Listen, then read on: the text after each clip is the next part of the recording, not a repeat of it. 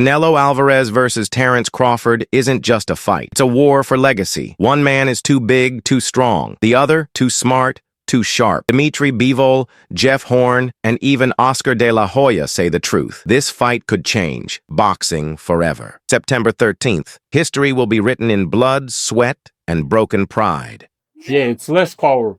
Less power, but this hook helps you went out from the distance. Sometimes you can do power. Come on, yeah, get it, yeah, get it, yeah, get it, yeah, get it, yeah, get it, yeah, get it, yeah, yeah. After visiting Crawford's camp, After visiting Terence Crawford's camp, Dmitri Bivol is now convinced Crawford has what it takes to defeat Canelo Alvarez. The two even had a brief sparring session where Bivol focused on footwork. According to him, Canelo struggles against movement in the ring. And when you combine that weakness with Crawford's IQ, Bivol sees a real chance for an upset. The Russian champion even revealed a crucial key that could help Bud shock the world. The skull didn't throw punches, and it's hard to catch him, you know. In an interview with The Ring, Bivol admitted that, at first, he wasn't sure if Crawford moving up to 168 was a good idea. But after training with him up close in Riyadh, his doubts started to fade. Crawford's switch-hitting, sharp counters, and constant angles, Bivol believes, can give Canelo nightmares. I could compare like with the Canelo, yeah? He put all his energy, all his power on single punch. Yeah, Canelo. And yeah, maybe single punch sometimes he's harder, Canelo, yeah, than Bitter Beef. No way. Because Bitter Beef didn't like do like buildup. Still, Bivol has advised caution. There are a lot of small things we don't know how Crawford will deal with, he explained. Moving to 168 means adapting not just physically, but mentally. He needs to feel the pressure and power of bigger men. For Bivol, the real test will be how prepared Crawford is to handle that difference. How would you give the blueprint to Terence to beat Canelo Alvarez? Just need to do his job, what he's doing well. You know, he's changing his stance, he's moving a lot, you know, he's keeping distance.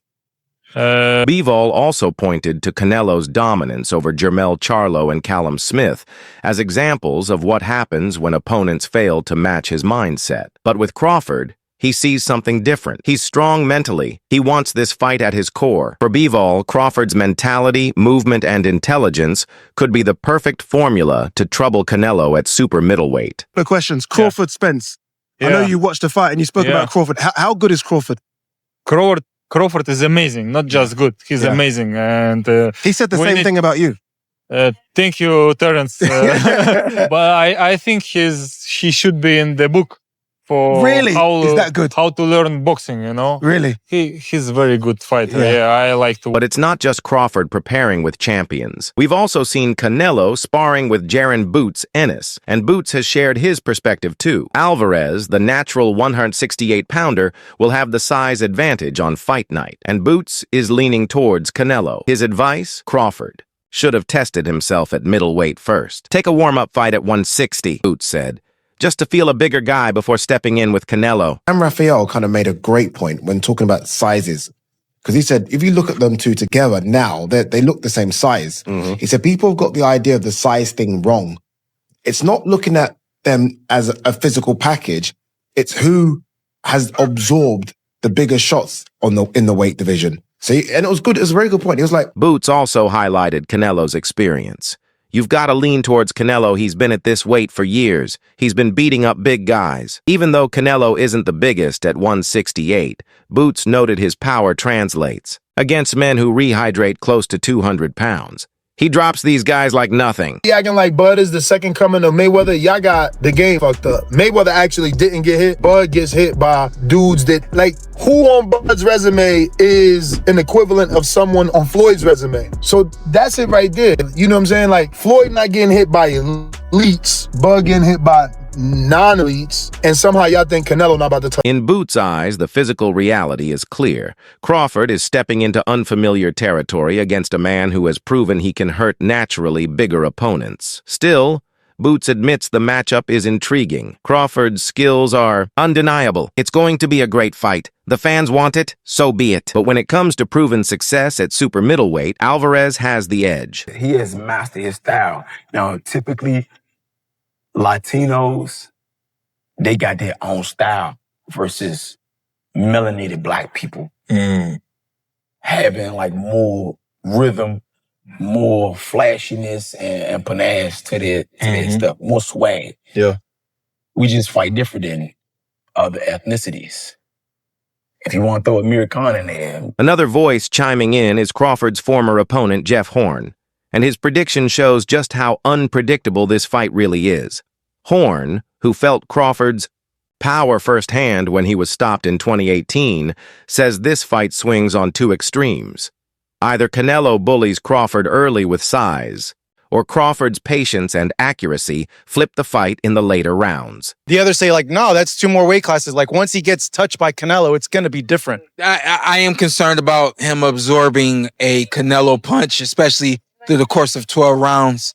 We do know this about Canelo. He's going to slow down, so I think if anything, Canelo would try to start fast and bang on him and break him down before he gets later, and he still got that kind of steam. But, there's so many components that make a champion. Horn told Fight Hub TV, it's either going to be an early stoppage for Canelo or Crawford outsmarts him and breaks him down late like he did with me. He praised Crawford's timing and precision, saying if Bud weathers the storm early, he could pick Canelo apart and score a late stoppage. Crawford, Canelo, who you got?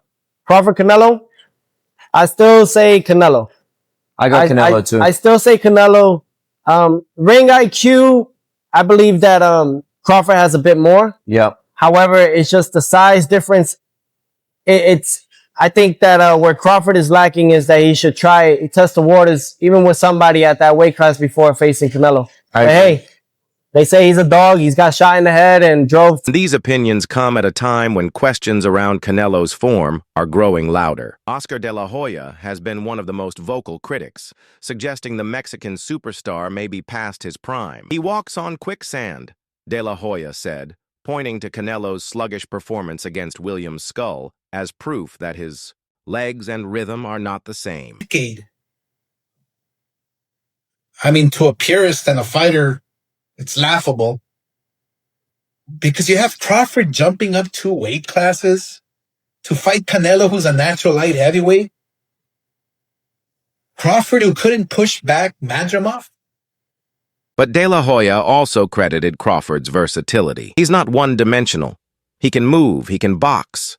I don't know if he hits hard enough to keep Canelo off, but it's going to be interesting. The Golden Boy founder admitted he's curious to see how Crawford's adaptability matches up against Canelo's experience. Bud go Canelo. I think he's gonna cook him. I think Canelo a hell of a fighter, but I think Bud just got all the tools to beat him.